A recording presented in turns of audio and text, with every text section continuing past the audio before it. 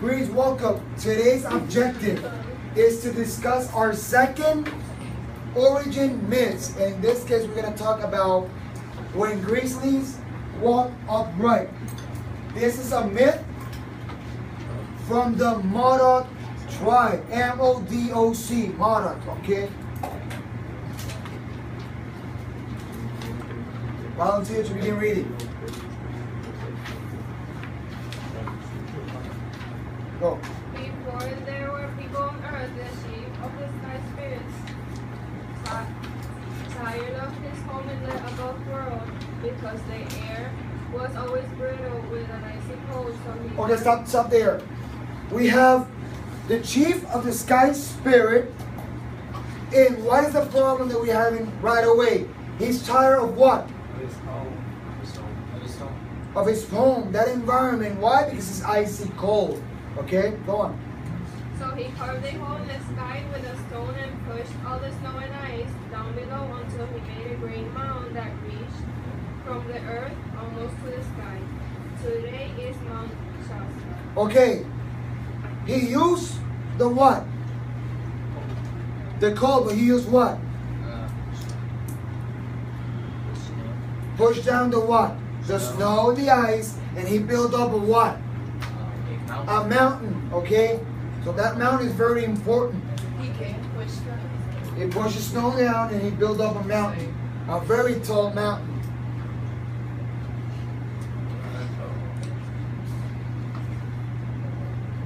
This, the Modocs, very important for you guys to know it. They were relocated, the Modoc tribe was relocated in Oklahoma, okay? Not located. They were relocated. No. Relocated in Oklahoma. Go on. Then the sky spirit. Then the sky spirit took his walking stick, stepped from a cloud to the peak, and walked down to the mountain. When he was about halfway to the valley below, he began to put his finger to the ground here and there. Wherever his finger touched, a tree grew. Very important, that part. What happened every time he touched something? Trees started growing up. Vegetation started to grow up just by touching it. That's it, okay? Go on. The snow melted in his footsteps, and the water ran down in the river. Okay, we already know how the vegetation was created. Now we know how the rivers were created.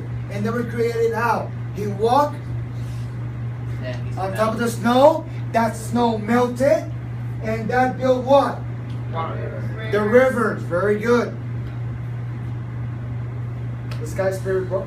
The sky spirit broke off the small end of his giant stick and threw the pieces into the rivers. The longer pieces turned into beaver and otter. The smaller pieces became fish. You have there, with the stick, he broke it down into pieces and threw the pieces, and that's the way they created animals, the first animals, and fish in the river, okay?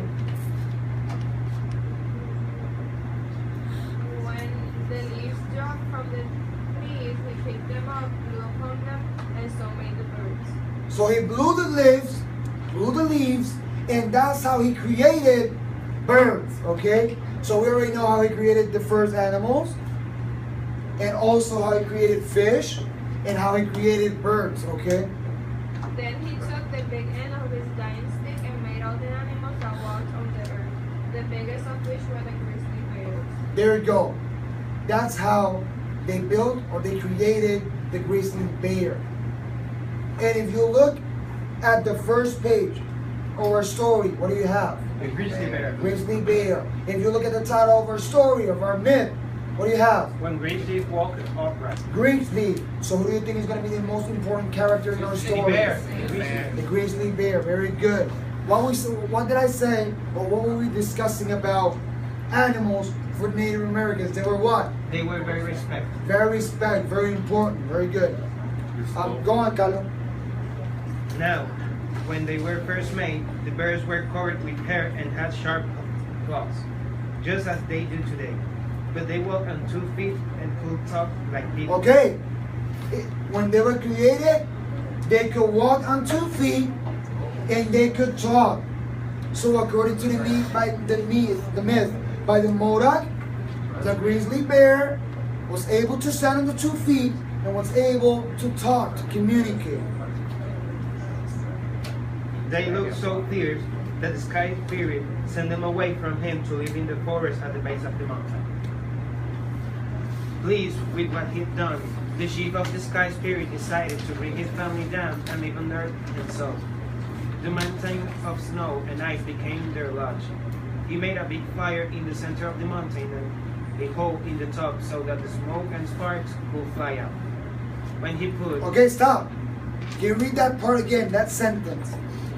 He made a big fire in the center of the mountain and a hole in the top so that the smoke and sparks could fly out. What do you think he created there? Volcano. A volcano, very good.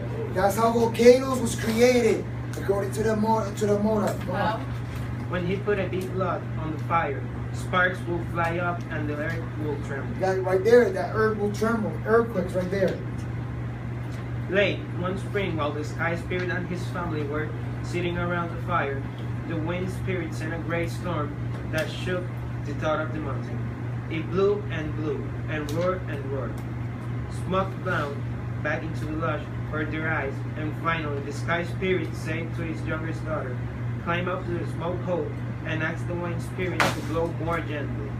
Tell him I'm afraid he will blow the mountain over." Okay, very important. A key word there is afraid. Mark it down. Underline it. Mark it with your pen. Afraid. What did the chief told his daughter? To tell him, to talk to the wind spirit that to blow more gently because he's afraid that he will blow the mountain over. Very good. Remember that Native Americans believe in several gods. It's not like us that we believe in what? In God. One. That's it. In their case, it's like in Greek mythology. They believe also in more than one god. Several gods, okay? Go on. As his daughter started up, her father said, "But be careful not to stick your head out at the top. If you do, the wind may catch you by the hair and blow you away." Okay, mark with a little star that sentence right there, like at the end in the point, the period, mark it with a little star. Okay, the last one that he read. But be careful not to stick your head out of the top. If you do, the wind may catch you by the hair and blow you away. That was a warning. It's like, for example, when your parents give you a warning and you don't follow that warning, what? Probably things bad could happen, okay? So basically, that's going to be it for today. We'll continue with the rest of that origin myth, the Grizzlies walk upright, on our next class. Thank you very much.